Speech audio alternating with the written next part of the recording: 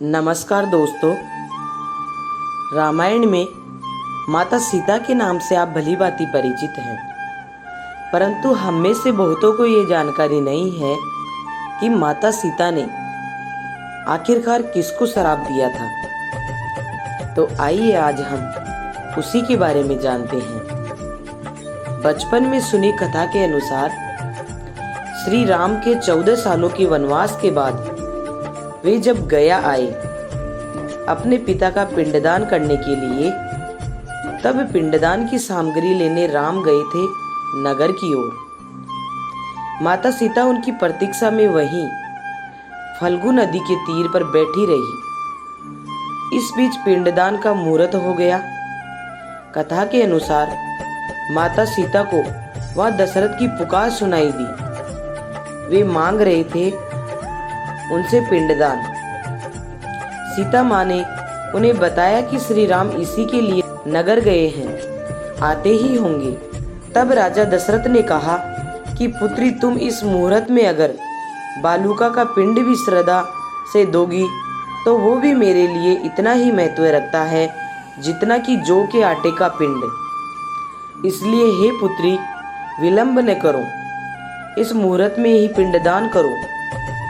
माता ने ऐसा सुनते ही पिता की आज्ञा मान बालूका का पिंड उनके हाथ पर रख दिया, जिसको पाकर राजा दशरथ तृप्त हो गए। श्री राम मुहूर्त बीतने के बाद आए।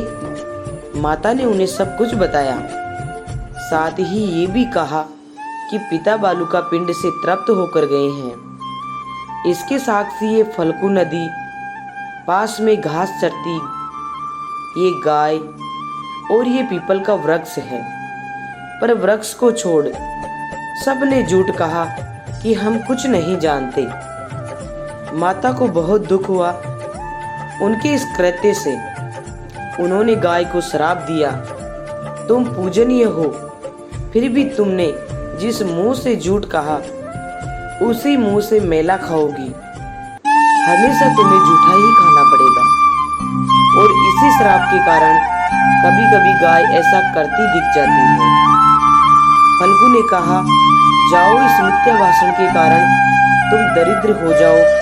और फल्गु गया में ही बहुत पूजनीय होने के बाद भी बहुत पतली सूखी सी बहती है। वृक्ष को आशीर्वाद है उसका दर्शन पुण्य बढ़ाने वाला होगा। पितृपक्ष में गया जाने वाले श्रद्धालु वृक्ष का दर्शन जरूर करते हैं। तो देखा आपने कैसे माता सीता के श्राप से गाय को हमेशा जूठा खाना पड़ता है। तो मेरे द्वारा दी गई जानकारी आपको कैसी लगी और मुझे क्या सुधार करना चाहिए, एक प्यारा सा कमेंट करके आप जरूर बताइए। अगर आपको हमारा ये वीडियो पसंद आया है तो प्लीज़ इसे लाइक करें और अपने दोस्तों के साथ शेयर करें। साथ ही हमारे चैनल को सब्सक्राइब करना ना भूलें। धन्यवाद।